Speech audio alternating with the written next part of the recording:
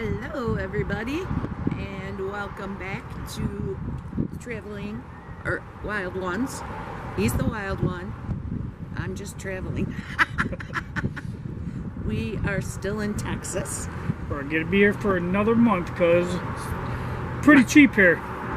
And plus, with the way the bed is, and there's not a lot of room back there, and I did a dumb thing and reached over and slid off the bed and banged myself up big time. So I'm hurting bad.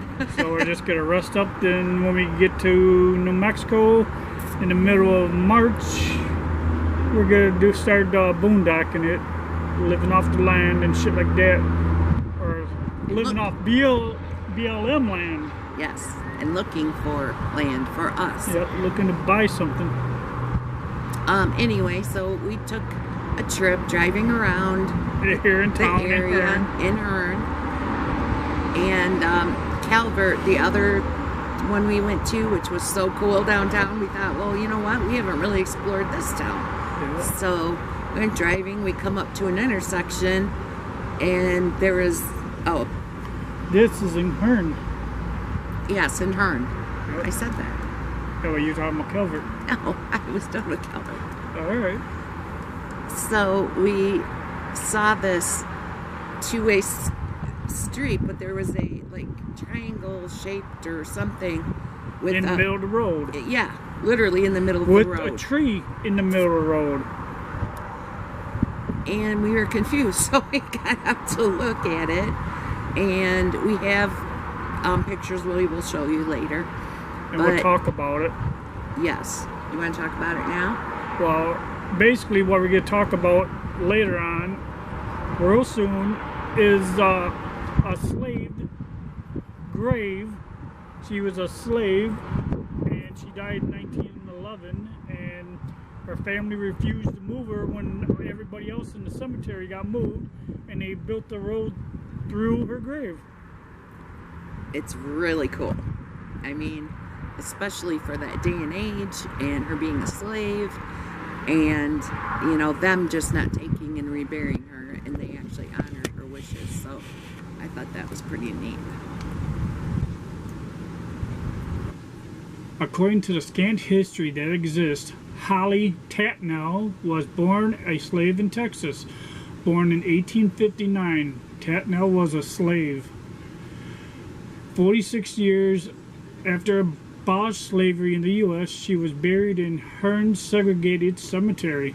Upon her death in 1911, 46 years after abolished slavery in the U.S., she was buried in Hearne's Colored Cemetery, which had allegedly originated as a slave burying ground. Hollie would have been one of the last people interred at the cemeteries, as it was closed in 1912. Her rest there was uninterrupted until 1947. It's not that Tatnell was disturbed at that time, but she nearly was. Developers purchased the land in 1947. They edged out the families of color in the neighborhood who were forced to exhume and rebury the remains of their ancestors in the cemetery. That's horrible. The only family that refused to budge was Hollie Tatnell's children, Georgia and Andrew. The developers tried to fight it, but under a tight construction schedule, they decided to leave the Hollie Tatnell grave right where it was and to construct around it. They had to construct a median around Hollie's diagonal grave.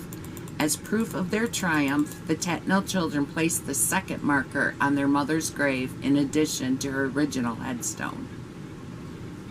Now, the grave stands in the middle of a residential road.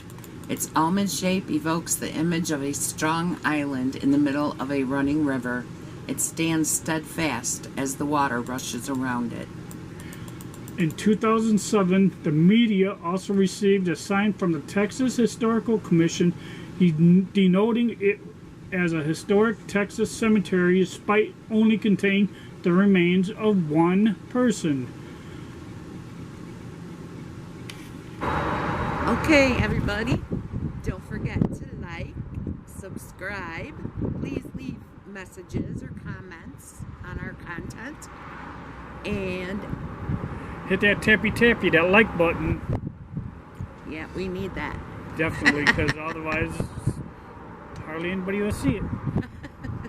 Alright, well, see you later until the next video, and bye. Bye. Take care, everybody. We love you.